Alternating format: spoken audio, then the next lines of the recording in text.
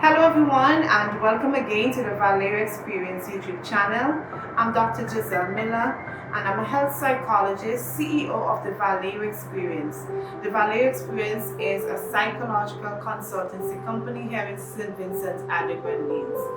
And it is my pleasure to come to you yet another season as we discuss some pertinent issues and see how best we can improve our lives from the information shared. This season, we are looking at everything that affects women. And one of the most profound things that women have to deal with would be the challenge or the issue of childbirth, childbearing, infertility issues, gynecological issues. And there are those women who would have had not one, not two, but numerous miscarriages. And it's important that we take the time to actually focus on how persons deal with a miscarriage. When we hear the questions all the time in the Caribbean, when are you getting pregnant? So you have the boy, you're gonna have the girl. We hear all of these things repeatedly. And for some persons, it is not as simple as 1, 2, 3. So we have to now be compassionate and offer empathy to persons who have fertility issues and those who have endured a miscarriage. Everyone grieves differently. And when you have a miscarriage, we understand that it is the grieving process that you have to go through for the loss of what would have been your baby boy or your baby girl. For some women, they experience a sense of hopelessness, jealousy of other parents. They feel a sense of guilt, thinking that it is something that they may have done. They believe sometimes that they have been punished by God, and a lot of different emotions that they have to go through, and a lot of different cognitive processing.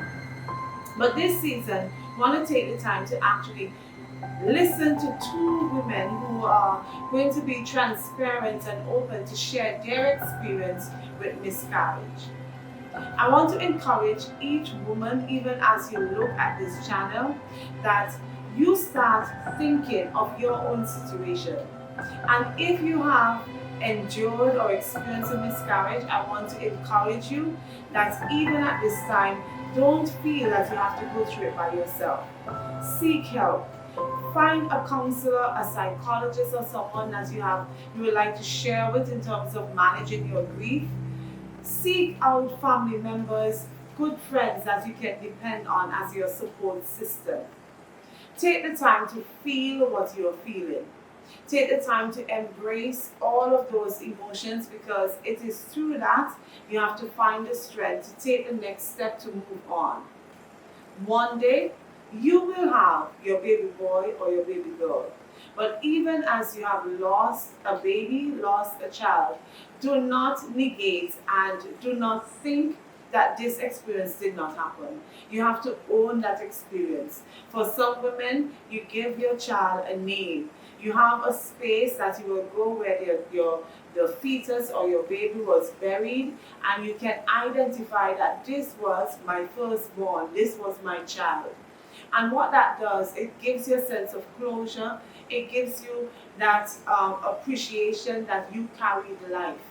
So don't allow anyone to make you feel less off if you will have endured the trauma of a miscarriage. I want you to take the time to actually listen to these women as they share.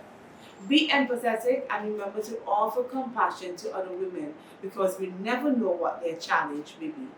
Thank you for joining us again for this season, and expect to have a thrilling, enlightening experience. Welcome again to the Valeo Experience YouTube channel. It is my pleasure for us to have another stimulating conversation. This is season 3, where we are focusing on all things affecting women. And today I have two beautiful women who will be sharing their stories as it relates to, the loss of a baby. It's a very difficult thing when a woman loses a child through miscarriage, a stillbirth, whatever the situation is. And for a lot of persons, it's a difficult topic to actually speak about. And I am very happy that these two beautiful young ladies are willing to share their stories, not for the sake or the point of sympathy, but empathy, so that persons can now understand exactly what women endure. Let it be a point of inspiration. Let it be a point of persons understanding that it is important to offer support. It is important to offer love and care to the women around us because you never know what their story is. This afternoon, I have with me Miss Gianna Miller and Mrs. Kristin Dean. And I'm going to ask each of them just to introduce themselves, say a little bit about yourself, what you want us to know, maybe tell us something in terms of what you like and what you dislike. Let's break the ice a little bit. So let's start with Miss Gianna Miller. Hi, my name is Gianna Alexander. I'm 25 years old. I'm a guidance counselor at Nottingham Secondary School. I like playing sports and I like dancing. And she is indeed a good dancer. I've seen her. She knows how to move that waistline. And we have Mrs. Dean. Hi, I'm Kristin Dean. I am over 30. um, I am an entrepreneur. I am self-employed and I like to meet new people. Yes, yes. And I thank you again for taking the time out this afternoon just to have this conversation. So I don't know which of you want to begin. So I'm not going to just simply choose someone to go on the hot seat. But today we are speaking about miscarriages. We are speaking about the issues of infertility. And which of you would want to start by sharing your story? Gianna could start. Okay, I'll go first. So, when I was 18, I had my first pregnancy. It was in 2015, September 2015. However, I didn't know that I was pregnant until I was 16 weeks, which was very far. Everything was going well until I went to the doctor at Monday afternoon to find out, well, for my monthly appointment and to find out the gender. That was when I found out I was having a boy, but at the time I didn't know that I was leaking. And my doctor at the time did not pick up anything at the appointment. So on the Tuesday afternoon, the next day, I went into town to do something, and then when I went home, I started feeling pain. So I got something to eat and I took a nap. Then when I woke up, I started seeing blood, and then I had to go to the hospital, and they told me that I was in labor. I was in labor for about, well, I went down to the hospital a little after 3 o'clock, and then he was born at 10:18 p.m. on the same day, so approximately 6 hours.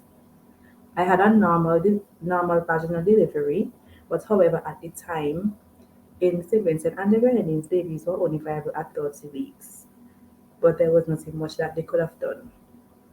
Then fast forward to December 2020, which was last year, December, I found out that I was having another baby. Because of what had happened the first time, I had started making arrangements to travel to America. However, because of COVID, things were kind of iffy to an extent. So after at my postpartum checkup after the first one, I was told that if I get pregnant again, I may have to get a suffrage. So January this year, I ended up getting a suffrage.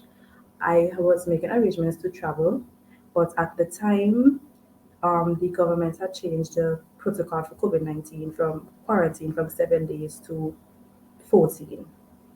So it was a kind of I was in two minds still because a ticket to go to America during Christmas time, because that was when I found out that was roughly $2,500.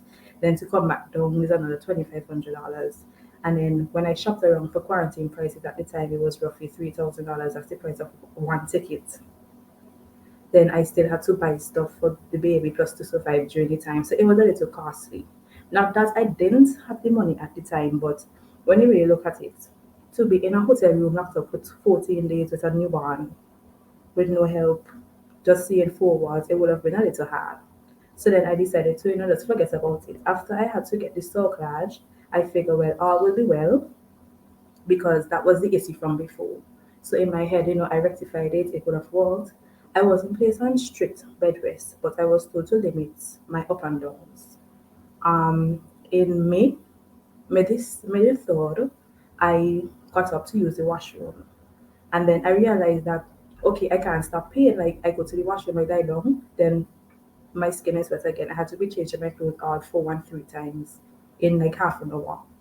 Then I got this big rush and I had to go to the hospital. When I went to the hospital, they examined me and everything, and then they said that I had a ruptured membrane. Um, when I went down, I had to stay on bed upside down to try and minimize the fluid, the leaking. Well, when I went to the hospital first, there was a particular doctor. She came and she told me that baby wasn't viable and she was going to give me something in my drips for her to pass out, which I found kind of strange because what happened the first time I tried to do as much research as possible. So then I knew about the position to minimize the fluid. So I found it a little weird that she's telling me that she has to induce me so she can pass. So then I told her not to do it and then I went down to the ward. So another doctor came and she explained to me the possibilities. She at the time, well now babies are 28 weeks at 28 weeks are viable for survival. So she told me that baby was 25 weeks. She's not viable as yet, but they're going to keep mom in bed in the position to try and minimize the fluid and see how far she goes. Um, I was going good until Mother's Day, midnight. I um I woke up about minutes to 6 in well, I had gas pain. So I was telling the doctor like, my belly hurting me, I have gas, I ate late yesterday and stuff like that. So she told me, send to buy something, send to buy a diagram. But it didn't work. She checked there was no blood, everything was okay. When the doctors came to make rounds around 9 o'clock, that's when they started seeing blood. They did a bedside ultrasound and she was active, heartbeat, everything was good. But when they checked, then they saw the blood. So when they examined me, she was already in the canal. So I was in active labor. So I had to go down to Mat A. When I went down to Mat A, the contractions had stopped. So the doctor at the time, she said if a certain time passes and I don't go and I don't deliver, then she would have to give me some oxytocin to bring on the contractions a little faster, which I ended up having to do. And then at exact 6 o'clock, I delivered. Um, she lived for about 2.5 hours, but as you know, because of the lack of resources, they didn't have. I lost the first one at 26 weeks and the second one at 26 weeks and 4 days. Oh wow. I wow, that's an amazing story. And the fact that you had to endure it twice, a similar fate. Um I you had a boy first and a girl after. Did you have names for them? Yeah, the first one name was Kilano Arthur Caleb Peters. That was his son, and my daughter's name was Lyric Dahlia Rose. Okay. All right. So we'll stick a pin on you and then we'll hear from Mrs. D now.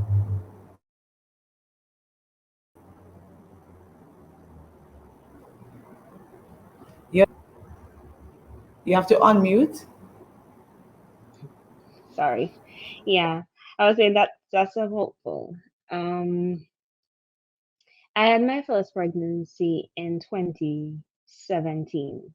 So I got pregnant in 2017, um, around July, August, due in April 2018. Um, I was really, really sick throughout the pregnancy. Had a lot of morning sickness, So it was kind of a rough pregnancy for me, but throughout my visits, there was not no issues. When I was about 18 weeks, the doctor observed that my daughter, because I found out the sex of my the baby, found out that my daughter had a cyst. But the doctor told me that it's something that would resolve itself throughout the pregnancy, so we move forward. But she also told me that maybe I should consider traveling. So in the event that baby is born with a cyst, then a surgery can be done on delivery to save her. However, we went through with the pregnancy because there were no other issues. However, on the 9th of February 2018, I started to feel a lot of pain. Called my doctor, was told, it's just like regular pain, so don't pay too much mind to it. Um, I was also told to take probably like a Panadol to deal with it. And if the pain persists, then I should come in and see the doctor. But there was a lot of pain, and it felt. I wasn't pregnant before, but to me it felt like contractions. So anyway, we monitored it, and I decided to go into the doctor. I was checked and sent to the hospital where they observed that I was going into labor. They tried to stop the labor because I was 28 weeks at the time, and they tried to stop the labor because, as Gianna mentioned, baby's not viable at 28 weeks, at least not here.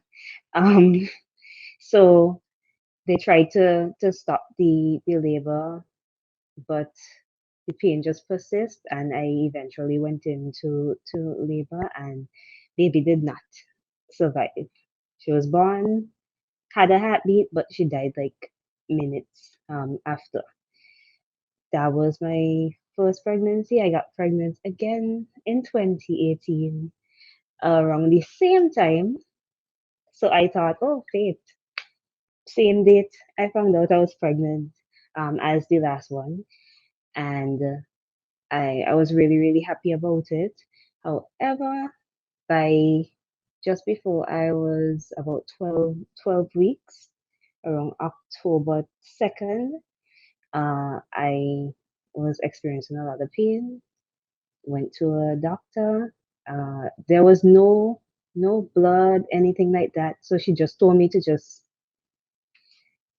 go home, rest, and we would see what happened. If there's any issue, then I should go directly to the hospital. But I came home and I still was feeling a lot of pain, off and on, contractions like, and around like 1 in the morning, I felt this pain and then just like a gush. And that's when I realized that, I was being a little naive about it. Couldn't possibly be a miscarriage. I was being a little naive about it. But I called my doctor and I was told to just go to the hospital. Went to the hospital and I was told that I was having an incomplete miscarriage and I had to do a procedure. So a procedure was done to remove. Um, I hate the word product of conception, but that's the term that they use. So I had to go under anesthesia to remove baby, and that was my second loss. It was like a double whammy in 2018 for me. I don't think I should. I think I should just stick a pin right there. Yeah, So you lost two babies, in 1 year. and the, in 1 year, the first was a girl, and the second Not too sure of the sex. they weren't sure. Okay. So basically, both of you would have experienced something that we call complex grief, whereby when we have one loss, that is hard in itself. when you have two losses of the similar kind, especially both of you have a similar in terms of dates. So even as you are thinking of the anniversary of what happened before, then you have to also deal with this new situation. What is one of the things that stuck out in your mind throughout your whole experience that you would say was probably the worst feeling ever? Yes, I know the loss of the babies, but in terms of support, did you have enough support around you? Did you feel that persons were insensitive? What would you say would have been that thing that affected you most? Kristen? Okay. Well, the worst feeling would definitely be the loss. Um, as I mentioned, a double whammy. I Another feeling would have been not that I didn't have support, but there was still a sense of me feeling lonely. So yes, I had my Okay. husband. Yes, I would have had family members around, but I still felt lonely. I felt like nobody understood what I was going through at the time. And I just couldn't deal with, I didn't want to deal with the pity of Yeah. anyone. So in a way of dealing with that, I felt that some level of normalcy was better for me. I don't think that I was getting that much. So I felt a sense of, just being lonely. Okay. Gianna? For me, I think what stood out the most was the fact that they both happened at 26 weeks. Mhm. I had support the two different times, but that was the one. I think what happened too, because after the first time, and then I found out the second time, I was like, okay, I just need to make it to 30 weeks at least. And then my friends were like, you're going to negative, you're going to reach full term. So I kind of had, I don't want to say mentally prepared for it to happen, but I have put myself in a position like, okay, it is possible that it could happen again, and this is what may happen. You might have to just live with it. Yeah. So one of the things as a psychologist and working also at the hospital, when persons will call me to say that a mother has lost a child, one of the things I always say is that there are no words I can say that is going to make that moment feel any better. And I appreciate the fact that I myself have not gone through what you have experienced. So I don't want to even try to pretend that I know and to say that, oh, I understand, or, I feel what you're feeling. And I think for a lot of persons, when they are dealing with loss on a whole, and more so with the loss of a child, persons generally don't know what to do. They don't know what to say, they don't know how to behave. And because of that, sometimes it can come over very insensitive. What are some of the things, if you want to create some awareness to persons around in terms of when they look at this video, just for them to get an idea, so some of the things that may be deemed insensitive? Could you identify some of those? Because sometimes people do things and they're not aware of the effect it's having. Um, I remember this second time after person thought about what happened, they told me, you probably need to rest your room. Like, I don't understand. Rest your room. Like, if you don't have anything to say, then it's better you don't say anything. Yeah. Because the time between the first pregnancy and the second was like what? 5 years. 5 years. So that should have come over very insensitive about the rest in the room. I don't understand that either. Yeah. Anything else? Um, Kristen? Okay, well, something similar to Gianna. I got pregnant a third time. Um, and that was in 2019. And again, I was sick, really, really sick in the beginning of the pregnancy. And I remember going to the emergency room because I had to be hydrated. And I remember the doctor saying to me, looking at my chart of, okay, lost at 28 weeks or lost at 12 weeks, she's like, you really should not be getting pregnant anytime soon. So that was I feel was a bit insensitive, because who are you to tell me when I should not try to get pregnant again? That's one thing for me. I don't like the term where for miscarriages people say, oh well, at least this at least thing really throws me off. At least you At got least pregnant. at least you didn't reach far in that pregnancy, you know? At Mm. least, or at least you could get pregnant. Some people can't get pregnant at all. But I mean, I don't understand why would those where would those comments come from? I think that's a bit insensitive. And what makes my pregnancy or my loss less valid than anyone else? So those are some things that you get, and sometimes I just believe that people don't know what to say, as you said, Dr. Miller, and that's why they come off that way. So I think that programs like these would actually help to sensitize the public a bit more on it. Yes.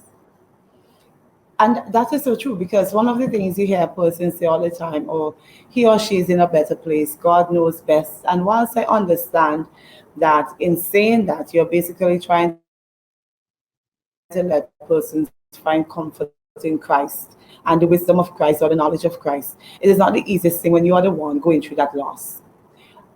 How do you feel in terms of your own um, identity as a woman? I know, well, Kristin, you got pregnant at her time and you have a baby now.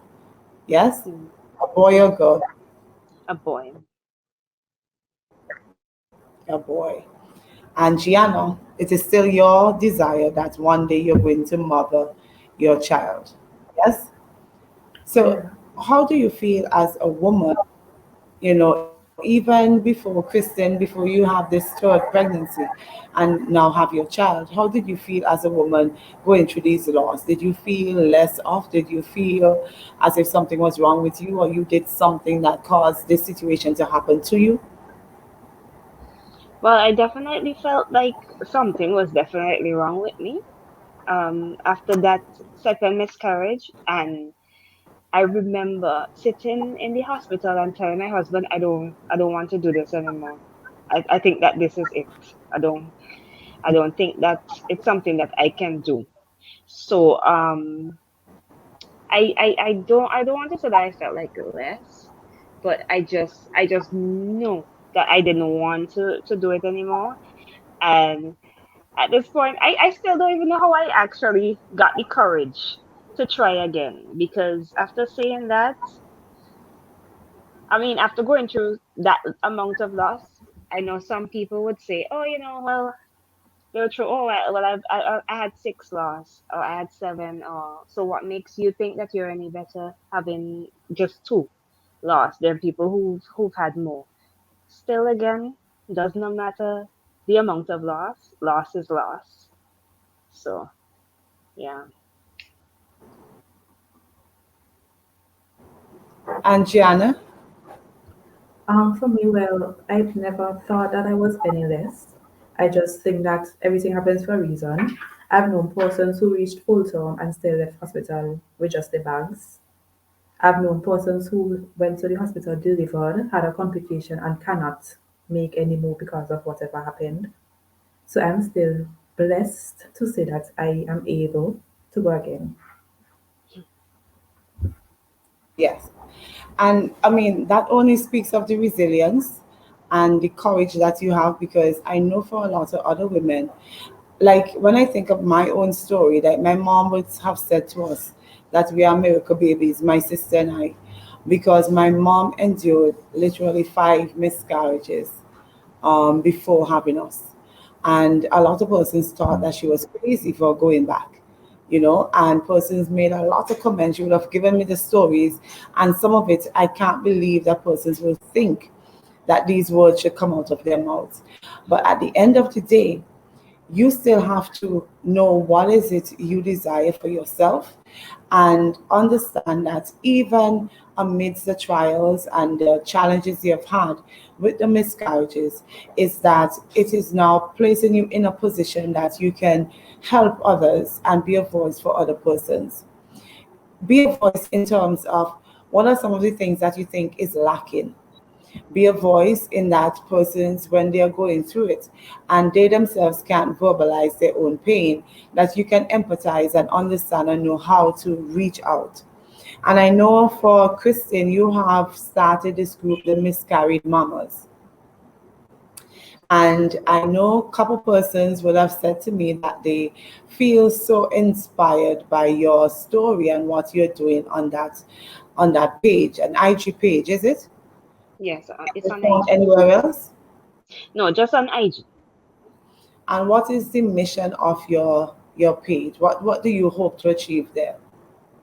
Well, what I hope to achieve from miscarried mamas is to basically share my story. I don't, well, as it says, miscarried mamas, so I don't necessarily share a lot of the fact that I have a rainbow baby, but I still incorporate that. Hmm. For persons who may not know what a rainbow baby is, that's a baby born after a loss. Yeah. So I don't really share a lot of that on the page, but for miscarried mamas, it's like a safe place for women who've experienced loss to come share their stories. So many persons would inbox me, and we would communicate. Some people might not want to comment, but they feel safer in private DMing me about their stories. So I share my stories with them. I share some words of encouragement. I just want it to be like a safe place. And some of these content that I share is basically what some women would want to say, but they don't Yeah. know how to say it. So I am basically saying it. I want to be the voice for women who feel like they don't have a voice, or they're not comfortable, they're not ready to share their story, because there are a lot, you would be very, very surprised. There are a lot of women out there who've experienced miscarriages, um, are dealing with infertility, and don't know, or just don't feel like they should share it because they feel like they are going to be, there's going to be some level of sympathy. They don't want to be, um, some people would even say ridiculed, Yeah. or looking for attention. This is not looking for attention. The miscarried mamas is basically to create a safe place for people to actually see, or correspond with other mamas who've lost babies in the past. So that's really my mission. I have bigger plans for the page, but for now, I'm just basically making it a safe place for any woman who've lost a child. Okay. And Gianna, have you been speaking on behalf of miscarried mothers as well? No. But how have you been using your story? Have you used it in any way to encourage any other person? Well, I would have friends who, well, since the last lost, who are pregnant, and I mean, if you're pregnant, it's going to be one of the first things to run through your mind. So even though we're friends, and even if it happened to me, they will still come and say, "Oh, this happened. They think this might happen, whatever." So that's the only way where I will bring it up. Okay. And I mean, we have the miscarried mamas, but in terms of the fathers, we know men don't often speak about their grief or their pain. And, men too, they have lost, you know. The guys, sometimes will internalize a lot. They might go quiet. They might get busy with work. Did you feel supported by the fathers? Did you feel as if they understood what you were going through? Or did you feel in any way sometimes angry or upset with their response? Well, my two babies had two different fathers, and they, I, they were supportive throughout from beginning to end. Even with the second one, the first one's father was still supportive before, during, after. So I had the support from the both of them right through. Okay. Um, my husband was very supportive. I think that he dealt with his grief differently. So he was a bit more silent, you know. Still silent. It's not something that he's comfortable talking about. I'm the person who talk about it. But he's very supportive about it. He was very supportive about me starting my page, because he saw that it was a healing process for me as well, Yeah, starting that page, because I wasn't really doing too well on it. So starting that page actually felt like it was a healing process for me. So it's something that I needed to do, and he supported me throughout that process. yeah. And the last thing I'm going to ask both of you, how do you think you have changed? Because with every experience we have in life, pretty much good or bad, we are impacted in such a way that it changes something in us, whether for the good or for the bad. And one of the things about trauma is that we seek to have a growth process through it. How would you say you have changed from pre pregnancy or pre miscarriage to who you are today? Well, I would say I've grown a lot in faith. In your Faith is definitely something that took me to move to the next stage of actually trying to get pregnant again. So that was basically a growth process for me. For me, being at the stage in 2018 saying, this is it, not getting pregnant again, to actually growing and growing and growing to the stage where I think that I can do this again. I think that I've grown a lot in faith, and it's just something that I've believed in, and it's something that took me through my last pregnancy and right through to delivery. So I've grown a lot in faith. okay. Gianna? For me, I would say that mentally I became stronger. Like the first one, after I couldn't eat, I couldn't move. Like I would lie down in one position in the bed for the entire day. The entire day. My grandmother had to drag me out of the bed to go and see some sunlight. The second one, it didn't affect me as much as that one. And I guess it's because I had mentally prepared that, okay, it is possible, it could happen again. I think to an extent, I haven't let what people say to me about me get to me as I would have before, like retaliate. Because if I did, when I had just gone to the hospital when I was weak, and then the encounter with me and the doctor at the time probably would not have been that pretty. Yeah. I fully understand. And the thing is, part of grief is anger. And I know a lot of persons hold on to the anger stage of it. So even as we wrap up now, ladies, if you had an opportunity, and I know you have been doing it a lot on miscarried mamas and Gianna in your own private space, but if you have to speak publicly now to any woman who is probably fearful at this time that they are going to have a miscarriage, that they are apprehensive about getting pregnant again, that they are worried about what persons are saying or not saying, and all of these things that comes with having a miscarriage or the challenge of infertility and all of that different things.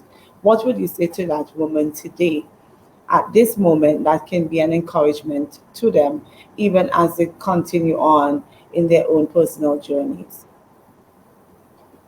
I will tell them people are going to talk, whether you do good or do bad. It's up to you if you're going to let what they say or do affects you. If you don't do it, they're going to talk. If you do it, they're not going to talk. So if it makes you happy and you're comfortable doing it, then just do it. All right, just do it. I would like to say to every woman that you're not alone. Whether you've been through a miscarriage, whether you've dealt with stillbirth, you're not alone. You may feel alone in the moment, but you're not alone. And there are a lot of support groups out there that you can reach out to um, for support. If you feel in the moment that you want to keep your pregnancy private, that is up to you. Some people may not understand that, okay, I'm going to wait until I'm past my first trimester, and then there would be some people who would say, but why you didn't say something? Why they felt the need to know.